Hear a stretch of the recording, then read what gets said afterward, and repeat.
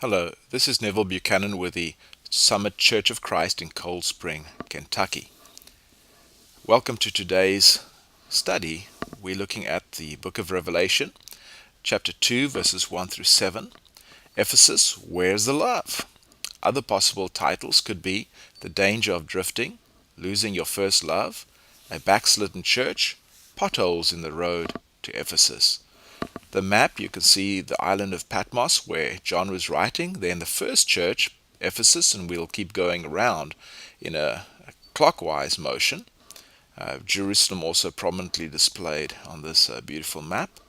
The text we will go through individually as we look at the outline from the outline Bible, the counselor, the commendation, chastening, counsel, and the challenge. All right, let's go into the text.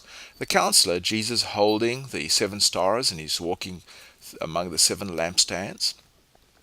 To the angel, or the messenger, of the church in Ephesus write, the words of him who holds the 7 stars in his right hand, that's power, who walks among the 7 golden lampstands. That is comforting, to know that Jesus is walking amongst these churches today.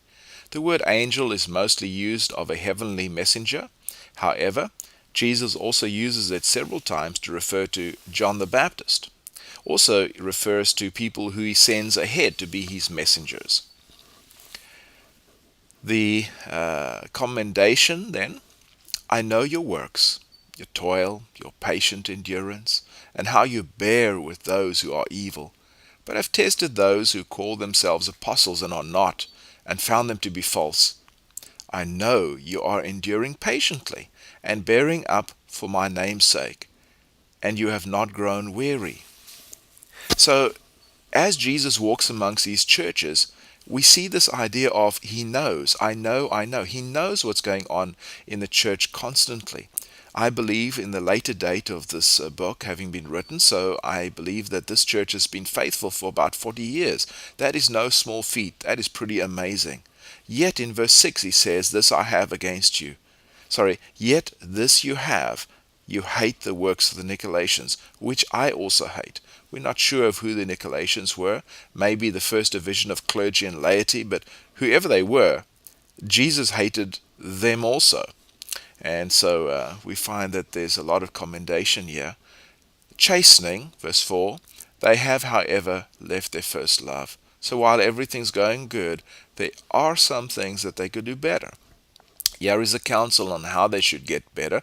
There's a procedure involved and a penalty if they don't. The procedure, remember, repent, and return. I just love the outline Bible as it gives you this really neat idea here. Remember the first love, repent, and return to your first love. If this does not happen, the penalty is their lampstand will be removed. Very serious. Remember, therefore, from where you have fallen. Repent and do the works you did at first.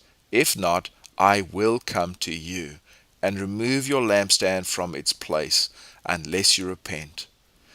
There's no doubt that there are consequences, and in this case, eternal consequences to not walking in the kindness, as Romans chapter 11 verse 22 tells us to.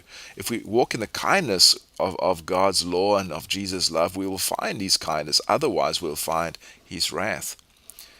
The challenge then, Jesus promises all overcomers would receive fruit from the tree of life in paradise. So while in the past we have something wonderful we can remember, in the future we have something wonderful we can hope for, to make our present all that it could be. He who has an ear, let him hear what the Spirit says to the churches. So many times in Revelation and through the Gospels, Jesus says, he who has an ear, let him hear. So this is important. Pay attention. Sit up right now. To the one who conquers, as Romans chapter, I believe it's chapter 8 verse 37 says, we are more than conquerors. To the one who conquers, I will grant to eat of the tree of life, which is in the paradise of God. A beautiful image and goal for every Christian should be this. The checklist. Retaining purity of doctrine? Check. Retaining purity of life? Check. Maintaining high level of service? Check. Any church would be so happy with those 3. However, they've left their first love. Sometimes, as 1 Corinthians chapter 8 verse 1 indicates, sometimes knowledge without love can puff up. We can get so into doctrinal purity and maintaining the direction of the church and being the defender of the faith and all these things that we forget that all of this should be done out of love. You don't send a letter of censure to someone, hoping to chase them into hell. No, you do it. If you're going to censure somebody, if you're going to reprimand somebody, if you're going to, as Galatians 6 verse 1 says, if you're going to go to someone, do it gently, because you want to restore, as James 5:19 says. You want to restore somebody. And so an attitude of gentleness is so important. Consequences: if not, I will come to you and remove your lampstand from its place, unless you repent. Solution: remember their first love, repent, and return. Friend, are you ready to do that? Here is what Ephesus looks like today. It's a video pan over a setting of a site of the Ephesus ruins, and ends with a focus on the main street of the theater, where those riots took place. And you can read more about this in Acts chapter 19 verse 23 through 41, where Paul stood them to the face, and there was no little disturbing about the people of the way. The silver shrines of Artemis were being threatened by Paul preaching the truth, and so the Christians were in Ephesus doing a wonderful thing. All of us need to think about, our life can look like this. There can be birds, in the background, and it can look all nice, but it can be absolute ruins, and only God's nature is still beautiful. If you don't want your life to end up like this, friend, then please consider returning to your first love today. May God bless you as you walk in His way.